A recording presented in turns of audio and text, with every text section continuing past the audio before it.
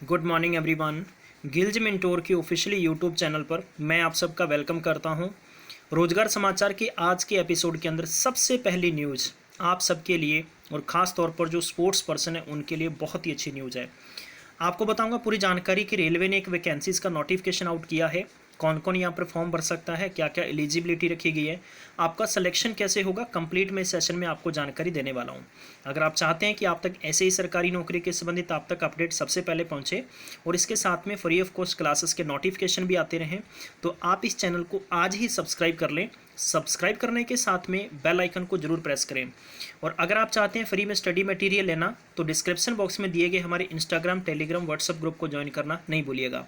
मैं आपको लेके चलता हूं ऑफिशियली नोटिफिकेशन पर, वहां देखते हैं ज़्यादा जानकारी क्या है। ये गाइज रेलवे की तरफ से नोटिफिकेशन आउट हुआ है। सबसे पहले नोटिफिकेशन पे जानकारी आपकी करानी चाहूँगा कि आप फॉर्म कब से कब तक भर सकते हैं। 14/8 मतलब अब आज से लेकर लगभग 1 महीने तक की डेट आपको दी गई है और ये सारी की सारी वैकेंसी स्पोर्ट्स कोटा के लिए हैं, राइट। तो ये फॉर्म आप कैसे भर सकते हैं मैं आपको बताने वाला हूँ। यहाँ पर देख सकते हैं कि आप डिसिप्लिन, जैसे कि यहाँ पर आर्चरी वुमेन की पोस्ट दे रखी है, आर्चरी मैन की पोस्ट होगी, बैडमिंटन मैन की होगी। रेलवे के अंदर जितनी भी स्पोर्ट्स कोटा में वैकेंसीज निकलती हैं, मैं आपको बताना चाहूँगा कि इसके लिए आपको कोई सरकारी ड्यूटी नहीं करनी होती, इसमें सिर्फ आपको स्पोर्ट्स में ही रखा जाता है। जैसे आपने देखा होगा कि आजकल कबड्डी प्रो लीग चल रही है, तो उसके अंदर जैसे रेलवे की तरफ से जो मुलाजिम हैं उन्हें डायरेक्ट वहाँ पे लिया जाता है, तो स्पोर्ट्स रेलवे को रिप्रेजेंट करते हैं वो, ठीक है। तो ये जो पीडीएफ रेलवे ने दिया है नोटिफिकेशन, इस शायद तक ये आपको रिकॉर्डिंग में अच्छे तरीके से नहीं दिखेगा क्योंकि जूम इन करने पर इसका फॉन्ट सही नहीं आ रहा, तो मैं आपको कमेंट बॉक्स में अटैच कर दूंगा, जिसकी मेन चीज़ें हैं वो मैं आपको बता देता हूँ। क्लियर है, ठीक है।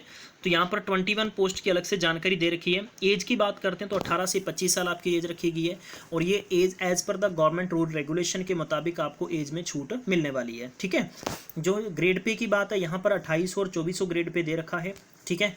और इन मिनिमम आपकी स्पोर्ट्स जो रिक्वायरमेंट है उसके लिए आपकी क्वालिफिकेशन एक साइड में दे रखी है। उसके बाद में आ जाते हैं कि आपको किन किन नॉर्म्स का ध्यान रखना पड़ेगा।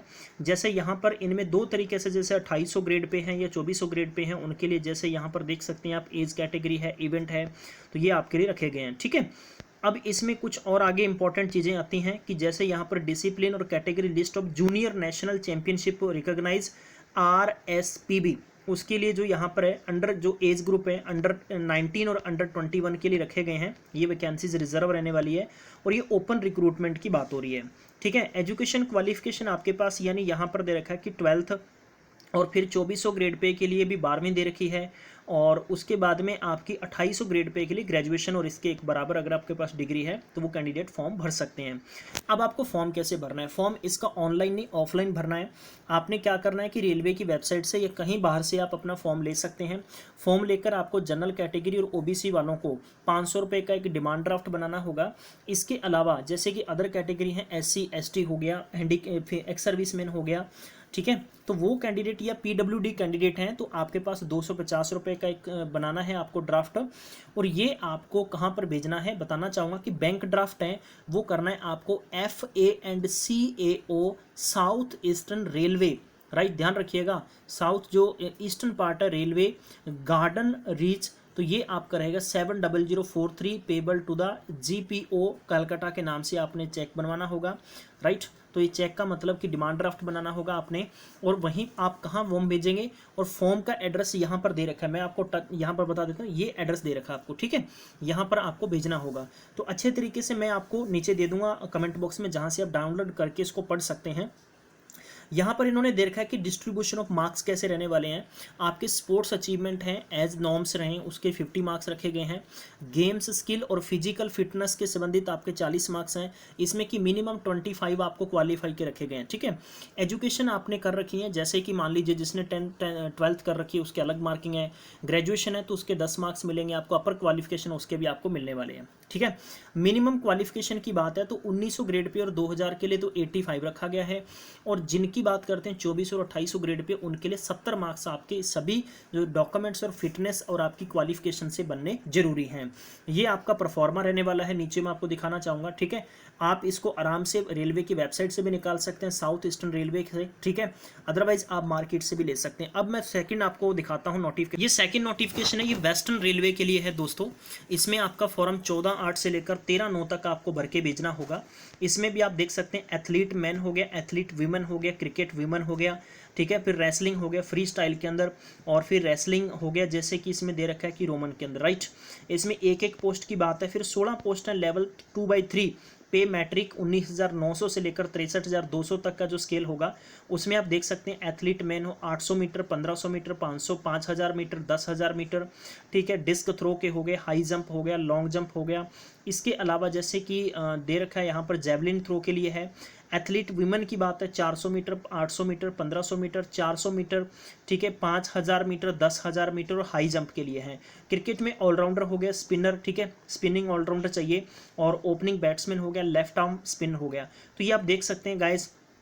तो आप जो कैंडिडेट अच्छे डिजर्व करते हैं, जिन्होंने मैं बताना चाहूँगा कि नेशनल या नेशनल लेवल पे जिनके पास सर्टिफिकेट है, उन्होंने अगर क्वालिफाई किया है तो वो कैंडिडेट फॉर्म भर सकते हैं, ठीक है।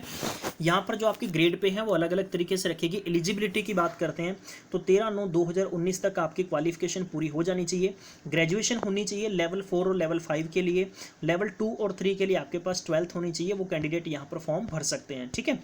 अब आपको काम क्या करना है, यहाँ पर आपके स्पोर्ट्स नॉर्म्स और आपको दे रखा है जानकारी, ये आप एक साइड में देख सकते हैं, क्योंकि इसका फ़ॉन्ट बहुत ज़्यादा दे रखा है कम, जिसकी वजह से ये रिकॉर्डिंग करने में भी दिक्कत हो रही है। ये आपका फ्री स्टाइल के अंदर वेट हो गया, रोमन स्टाइल के अंदर वेट हो गया, ठीक है। ये सारी कंडीशंस आपको रीड करनी है। इसका भी प्यारे दोस्तों आपको फॉर्म कैसे करना है, फॉर्म आपको ऑफलाइन भरना होगा।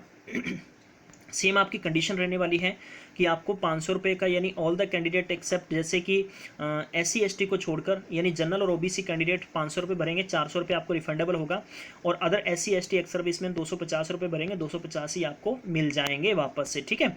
और ये फीस एग्जामिनेशन की बात है, ये आपको पूरी जानकारी यहाँ पर दे रखी है। आई होप आपको प्रॉपर तरीके से समझ में आ गया होगा। जितनी भी कैंडिडेट्स हैं प्लीज़ इसको मैक्सिमम टाइम तक शेयर करिएगा, ठीक है।